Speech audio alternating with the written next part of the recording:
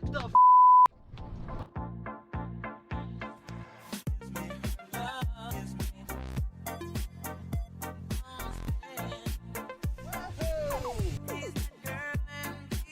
All right, what's going on, guys? It's your boy Big Al and our collaboration with everybody's favorite Papa Bear and yeah, Anthony too. They're not in the video, but this is a collaborative effort. A Cadillac of his that he sold last year it's a 94, I think, or 3. I think it's a 93. I don't think it's an LT1 car. A Fleetwood, rear-wheel drive, not like a, you know, not one of the Fleetwoods, the baby lack Fleetwoods like I like. So sold it last year to a guy down here in Florida. He's on the West Coast, opposite side of me in Naples, Florida area. He's in Estero. Guy loved the car, but the guy's moving back to Europe. The guy was from Europe originally, so Anthony bought the car back, but Anthony's not able to get down to Florida at this time, and I only live an hour and 40 minutes from where this car is, 2 hours, but I'm gonna make a few stops out of this trip. I'm looking for some industrial land. I'd like to, even though I've got the farm, I'd like to get some industrial land on the cheap in the Heartland area of Florida, which is around Lake Okeechobee. I looked up there last year actually for the same purpose, but just didn't do anything last year. But the market's cooling off now. The thing with these towns is they don't put things online for sale. You gotta just go there and look for the old signs in the windows. They're very old school southern towns. So it should be an interesting trip. A lot of beautiful scenery. Just leaving my area right now, so hopefully we'll find something.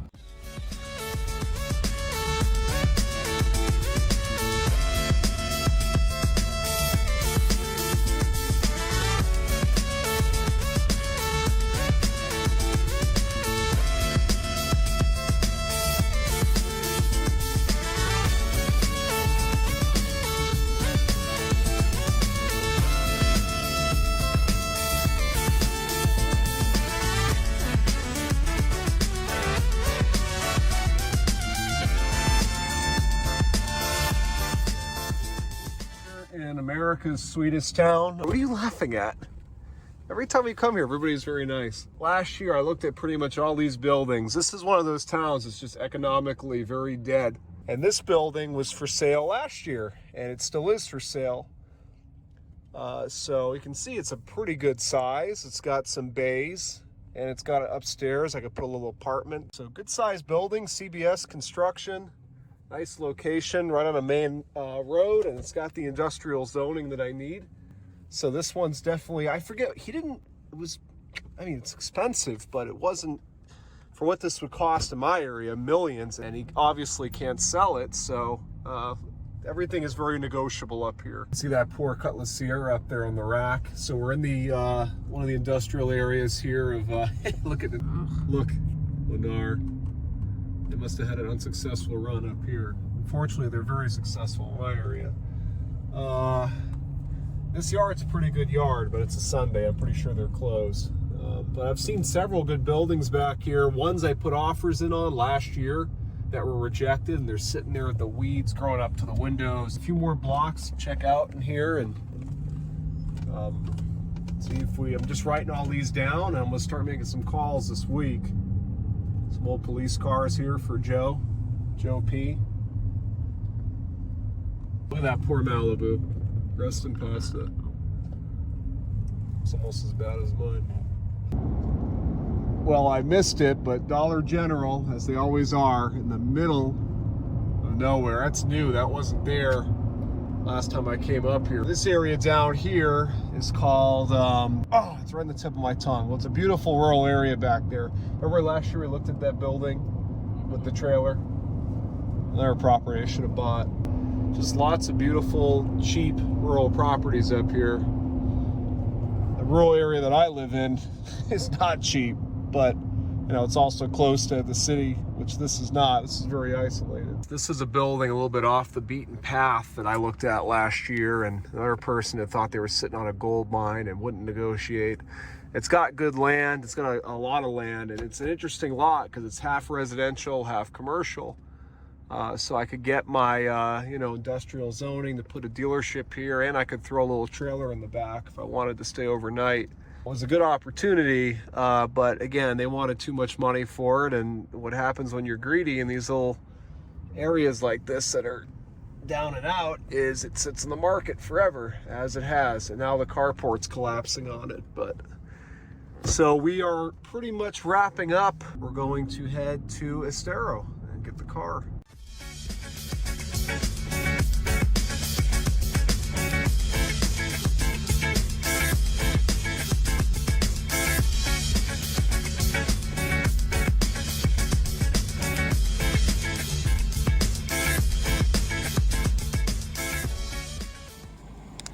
Okay, well, I arrived at the car, just pulled it out of the garage. Beautiful gated community here in Estero, Florida. My girlfriend's gonna be driving my S600 back. Beautiful, beautiful example. 22,000 mile, 93 Fleetwood. I remember this car. I don't know if I ever saw it in person at Anthony's shop, but I certainly remember when he bought it. So she's running like a top. I'm just doing a quick check over. I already checked the fluids, they look great. This guy that bought it from Anthony was meticulous, but he's relocating back to Europe. Tires look good. And of course, getting a quick look over the condition here, so Anthony can't say that I screwed something up on this thing. Got a little dent on the hood. I'm guessing that's probably new, but PDR will take that right out. I know Anthony would have sold it with that dent there. Super clean car. Hopefully it doesn't get too many bug splats on it on the way home. There's a dent right here. I feel like Anthony out doing the walk around, showing every little dent and scratch. AC's working, thank God. And the guy was kind enough to leave only a quarter tank of gas in here for me, so just teasing. He did add this, which is pretty cool, a little backup camera. Change oil light, Anthony, it's totaled. I'm gonna go find a gas station and get on the road. I'd like to get this thing home before dark, and that way we minimize the bug splats. In the land of town cars and Cadillacs over here in Southwest Florida, this is retiree land, let me tell you. These cars just don't exist. South Florida, these cars are gone. This thing drives like a dream. What do you expect from a specialty motor cars vehicle? Anthony goes through these cars always meticulously. Granted, it's been out of his possession for a year, but obviously this gentleman took very good care of it. It drives excellent, it's quiet. It drives just like my Roadmaster because it's essentially the same car. They're both B-body sedans of the same era. Nice ride. Definitely could think of a worse car to be in for a couple hours heading back home. The guy that bought this car from Anthony, as I said before, put in like a whoa, well, that backup camera. We don't want that. So there's my girlfriend coming up in the mirror. Actually, she's taking a beauty shot of me right now.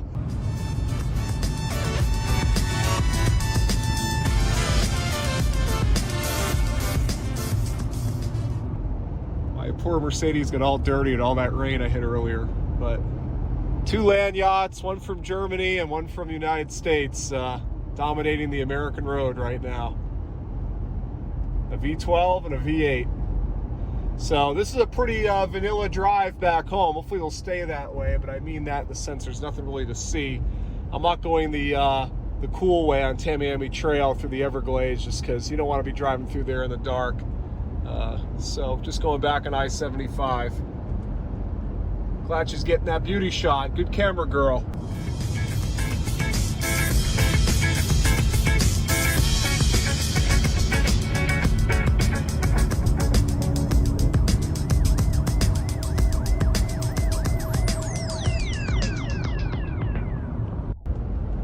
Just passing Naples area now, Golden Gate. That's when you get out toward the Glades. So from one side of the Glades to the other. Here we go.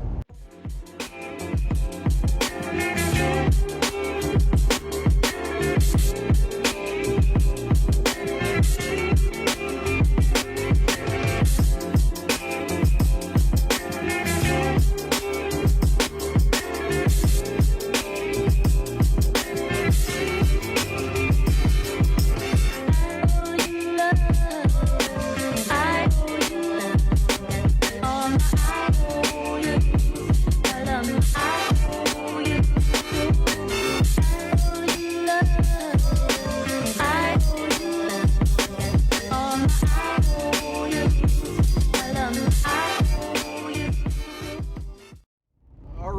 Just a little trip update here. I'm about halfway through the Glades, approaching Snake Road.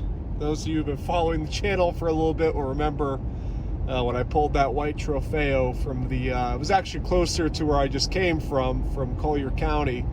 It was deep in the Glades east of Naples. And the caddy's doing well, knock on faux wood. Except don't tell Anthony, he's gonna figure it out from this video, I guess, but I think I broke his tape player. You saw when I got in the car, the tape was sticking out, so no one puts a tape there like that unless the tape deck works. I said, oh geez, looks like a good tape. So I pushed it in. Again, I didn't dig a tape out of the center console and put it in. I assumed it worked if the tape was already in there. Played the music, sounded great, great tape. And then it wouldn't, you know, it should automatically change to the other, to side A if it was on side B. It didn't do that. It just stopped playing music, and then it won't eject or do anything. It just does the radio. So, whoops. Sorry, Anthony. I'm gonna try to get that tape out when I get home. Girlfriend's behind me there in the Mercedes, and that's the beautiful Florida Everglades right there. There's not much for me to film for you guys because, well, it all looks the same, at least from here. So it looks like something might have happened here, though, on the westbound side. That's not good. What do you got going on here? Holy smokes. Fire truck. Oh, my God. That's terrible. Wow. Look at, people have been stuck for so long, they're out of their cars just walking around. Look at this backup. I have never seen anything like this on I-75. Prayers and thoughts go out to whoever's involved. That's terrible.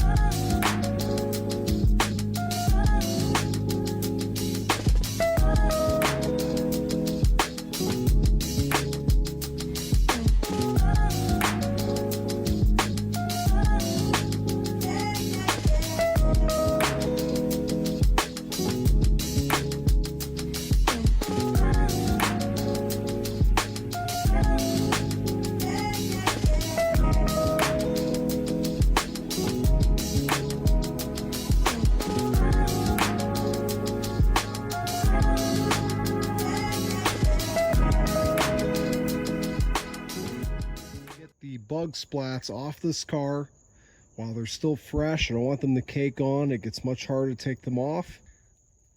You can see, and this is what happens this time of year, really, I'd say anywhere. I remember even when I was living up in New England, I'd take a late night summer drive and I'd have bug splats galore, but all over the grill, headlights, chrome bumper.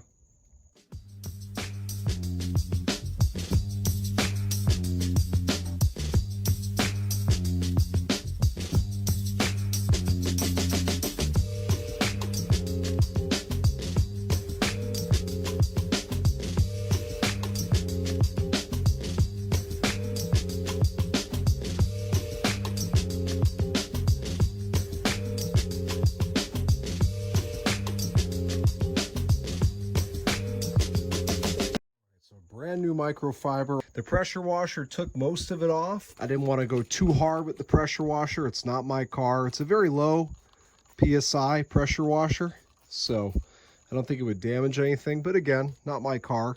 So I'm just going to go ahead, and this is a very mild bug and tar product. I have some that are a lot more aggressive, but I don't think that's necessary here, this being a car that, again, is waxed up. I just went around, as I said I would, with the bug and tar remover, and you can see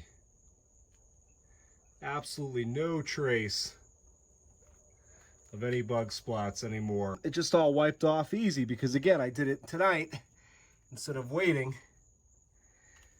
and that way there was no chance of any damage and no fight to get them off. So with that being done, it seems like the car is still very well coated, but What the heck, I'm just gonna give it a quick spray with the foam cannon.